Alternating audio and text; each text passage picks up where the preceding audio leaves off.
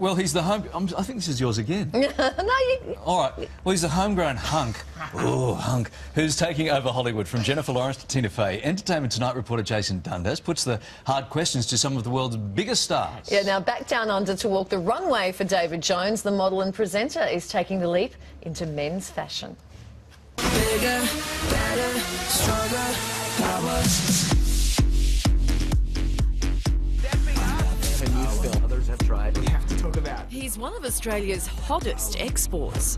We have to talk about the hairdo, man. The mullet. Can you do a spin? Is it there? You loved it? I keep looking down and I shouldn't. No, don't look down. A David Jones ambassador and former Clio Bachelor of the Year, TV presenter Jason Dundas has hit the big time as an Entertainment Tonight correspondent. Rubbing shoulders with some of the biggest names in Hollywood, including Johnny Depp, Tina Fey and Madonna. Is marriage something that you would... Whoa, let's not get carried away. Yeah, we jump pretty quick there. Yeah. I've only got like 8 minutes left. Okay, well, to propose to me, you mean? Yeah, well, we could do that, yeah. The two Leos go well together or not? That's a lot of fire, baby. More than a decade after kicking off his career as an MTV VJ, the 33-year-old has just scored a hosting role on the latest series of America's Best Dance Crew. And a cameo in the cult flick Sharknado 3. Now, I'm in the movie. Now Jason's leaping into the fashion world with his own fitness label. Jason Dundas joins us now live on the couch. Of course, he spent plenty of time live on the couch before. Yeah, I filled in for you for a week. So you're in your happy place, mate. Good to see I'm back home. It's been almost a year since I was here last time. You know what? We look at all those clips and it's like you are living the dream. The Australian TV host dream of going over there and cracking it. Yeah, I mean, I've been very busy, but, you know, I'm very blessed. A lot of Australians have been successful before me, you know, the Hemsworth brothers and obviously Russell Crowe and Nicole Kidman. So they make the stigma of Australians very positive in Hollywood. So you walk into a room with an accent and they gravitate towards you. Good. So you're working as an Entertainment Tonight reporter. We saw that Madonna interview there. Was that how was that awkward? Well, the thing about that, I mean, personally, I'd never bought a Madonna record or a Madonna CD. I knew of her through my sisters and my mum and dad, but interviewing her, I didn't know what to expect. And firstly, she was 2 hours late for the interview. And then when I walked into the room, she was laying upside down on a chair, singing lullabies to herself. Perfect. That was my introduction to Madonna. Perfect. But, you know, yeah, go on, sorry. It was awkward. And the first 3 questions I asked her, she looked at me right in the eyes. She said, Jason, these are so boring. Ask me something else. But you know what happened too? I mean, I only saw that bit then. You were just asking her about marriage generally. She thought you were proposing to her. Well, here's the thing. Is that what happened? Well, here's the thing that they kind of edited out. I asked her about, you know, what kind of a place she's in terms of a dating life, and again, she didn't answer me. So I just said, "Do you want to marry me?" So you because did propose I needed to her. yeah, I needed to dig at her because she wasn't giving me any response. You know, it was the end of a long press day for her, and you know, ET's a huge show, so they need some controversial stuff. They need stuff, right? Need to get married. So that was kind of like a bit strange, maybe a little bit awkward. Have you ever been absolutely starstruck so far? Starstruck. It's hard when you meet so many famous people all the time. Believe it or not, it turns into a blur. But I interviewed Jennifer Aniston, and you know, she's someone who has a lot of people around her. She's very famous, and I was expecting, you know, she could be someone who's like a prima donna or something. But when I walked in the room, the first thing she said was, "Oh my gosh, where's your suit from? Where did you get that tie? I want to buy it for my boyfriend. Like, what's this and that?" And she was so cool in the interview and casual, and I had to ask her this horrible question about Angelina Jolie, which is the big no-no.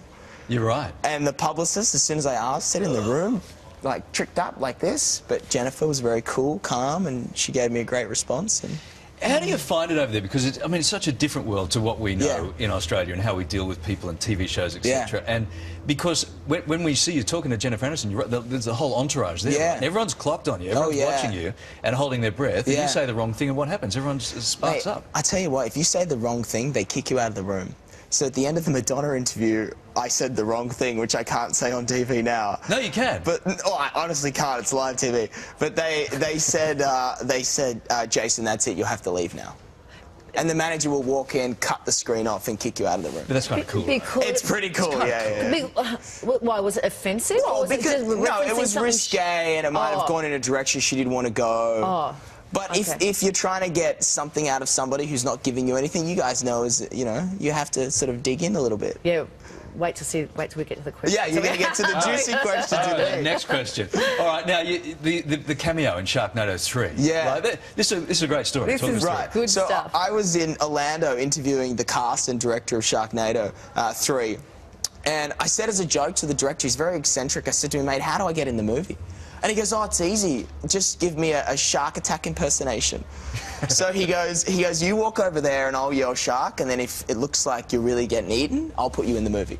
So I go over and everyone's watching an iron, sort of like watching in the background. And he goes, shark, and I'm on the ground like this. Doing that? Yeah, 2 minutes later, he writes me into the movie. Mind you, I don't have anything to say, but I... So when you say he writes you into the movie... Well, he, like, changed the direction of how they were shooting it to allow me to feature behind Bo Derek and Tara Reid. Fantastic. Oh, wow. Yeah. So that's all the professional stuff. Yeah. What about the personal stuff? Like, what's happening for you personally? Oh, this is where it all went wrong with Madonna. This is not a question. Oh, in the love life? Yeah. Oh, I'm single. Right, because you... That's all I have. You were single last time you were here, Yeah. remember? And, like, it all kind of got... Well, I dated a girl for 2 months in LA, but that didn't really work out, so... And are you on Tinder? Oh, I went on Tinder when I moved to LA for the first... Well, because I moved from New York to LA and I didn't know many people. I had maybe like 2 or 3 friends. And I'd heard a lot about Tinder, so I went on it for a week and went on 3 dates very quickly. It's very quick to go on a date on Tinder. You swipe and boom, there you go. But then they didn't really work out. So. What'd you say on Tinder? How do you put yourself up there on Tinder? Do you go, I just said, here's my topless shot from the No, catwalk, I put a or what do you do? headshot and it just said, Aussie living in LA or something. Because I reckon there'd be heaps of guys using your body with their heads photoshopped on Tinder. Yeah, right. As we're doing. Man, they're probably using your body. You're in good shape.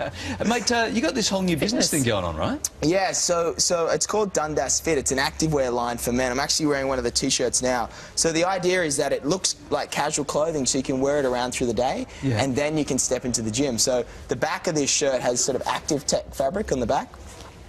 Good. Is that like stab-proof as well? Well, it's like wicking, moisture wicking. It's in the high sweat areas. But the whole idea came from, you know, a couple of years ago I was getting inundated on social media about what I eat to stay in shape, how I exercise. So from that online community, the brand was born, and it's available in David Jones. You can check out dundasfit.com for all the stock details. Good stuff. Good stuff. Good luck. We know that you're walking in the David Jones parade tonight. Are you guys coming to the show?